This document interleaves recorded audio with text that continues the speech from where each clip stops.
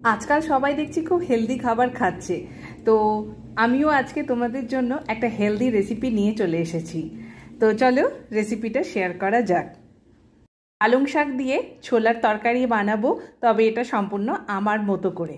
তো রেসিপিটা শুরু করি তাহলে। এবারে দুদিন আগে কিন্তু আমি ছোলাটাকে ভিজিয়ে নিয়েছিলাম।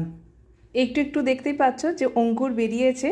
তো আমি সেইভাবেই আর কি, যখন ছোলা ঘুগনি কোনো কিছু বানাই না এসব ছোলা টোলা দিয়ে, তো চেষ্টা করি দুদিন আগে ভিজিয়ে নিতে, যাতে একটু অঙ্কুর বেরিয়ে যায় আরও হেলদি করার জন্য। তো এখানে আমি একটু নুন দিয়েছি, একটু হলুদ দেবো, আর একটা তেজপাতা আর একটা দারচিনি দিয়েছি, আর জলটা দিয়েছি কিন্তু ছোলার উপর পর্যন্ত। এবার আমি 5টা সিটিতে এটাকে সেদ্ধ করতে দিয়ে দিলাম। অন্যদিকে দেখো, এখানে আমি 2 মুঠো মতো পালং শাক নিয়েছি আর জল দিয়েছি। এবারে এটাকে একটুখানি সেদ্ধ করে নেব, প্রায় তোমার 4 থেকে 5 মিনিট মতো। দেখো সেদ্ধ হয়ে গেছে। এবার পালং শাকটাকে উঠিয়ে নিলাম। এবারে আমি ধনেপাতার স্টেমগুলোকে নিয়েছি, 2টো লঙ্কা নিয়েছি, আর 5টা রসুন নিয়েছি, আর 2 টুকরো মতো এখানে আদা নিয়েছি, আর 3-4টে মতো এখানে আমি পুদিনা পাতা অ্যাড করে দিয়েছি, বাড়িতে ছিল বলে। তার 1 চামচ মতো এখানে ফ্রেশ ক্রিম দিয়েছি। তো ক্রিমটা শেষ হয়ে গেছে, একটু জল বুলিয়ে সেটাকেও দিয়ে দিলাম।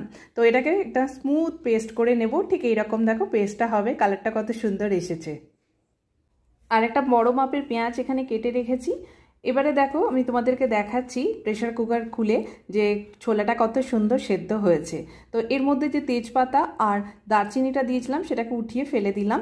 তো এবার এটাকে সাইড করে রেখে দেবো। কড়াই চাপিয়ে দিয়েছি, খুব কম তেল আমি দিয়েছি, প্রায় 1/2 চামচের কাছে। তোমরা দেখে থাকবে আমার প্রত্যেকটা রান্নাতেই কিন্তু তেল মশলা খুব কমই আমি দিয়ে থাকি। তো এই তেলের মধ্যে একটু জিরে ফোড়ন দিয়েছি, আর একটুখানি কাসুরি মেথি দিয়েছি 1/2 চামচ মতো। তারপর পেঁয়াজটাকে দিয়ে দেবো। পেঁয়াজটা একদম লালচে হয়ে যাবে, তখন ওই বেটে রাখা পালং শাকের পেস্টটা এখানে দিয়ে দেবো। আর মিক্সার জারেও যেটুকু জল ছিল সেটাকেও বুলিয়ে এখানে দিয়ে দিলাম। 3 চামচ মতো আমি এখানে ভাজা মশলা অ্যাড করেছি, আর একটুখানি নুন অ্যাড করলাম। ছোলাতেও কিন্তু নুন দিয়েছিলাম, সেই জন্য নুনটা কিন্তু দেখে দিতে হবে। তারপর মশলাটাকে ভালো করে কষে নিতে হবে। মশলাটা একদম কষা হয়ে যাবে, তারপর কিন্তু এখানে শুধুমাত্র ছোলাটা অ্যাড করব। প্রেশার কুকারে জলটা এখন রেখে দেবো। ছোলাটাকে দিয়ে মশলাটাকে আরও 2-3 মিনিট মতো নাড়াচাড়া করে নেব। তারপর কিন্তু জলটা অ্যাড করব। আর এই যে ভাজা মশলাটা আমি 3 চামচ অ্যাড করেছিলাম, সেই ভাজা মশলাটার রেসিপি কিন্তু আমি আগেও শেয়ার করেছি। ওটা ধনে, জিরে, লবঙ্গ, দারচিনি সব কিছু দিয়ে, শুকনো লঙ্কা সব কিছু দিয়ে একটুখানি ফ্রাইং প্যানে ভেজে নিয়ে গুঁড়ো করে তারপর রেডি করে আমি ওটা রাখি। তো সেই জন্য সেই মশলাটা দিলে আর জিরে ধনে কিচ্ছু দেওয়ার দরকার পড়ে না। এবারে দেখো জলটা দিয়ে একটু ফুটিয়ে নিলাম, তারপরই নামিয়ে নিলাম। একদম রেডি হয়ে গেছে। এখানে মেথির পরোটার সাথে সার্ভ করেছিলাম, দারুণ লাগছিল খেতে। তো আশা করি রেসিপিটা তোমাদেরও ভালো লাগবে, একবার এটা বানিয়ে দেখো।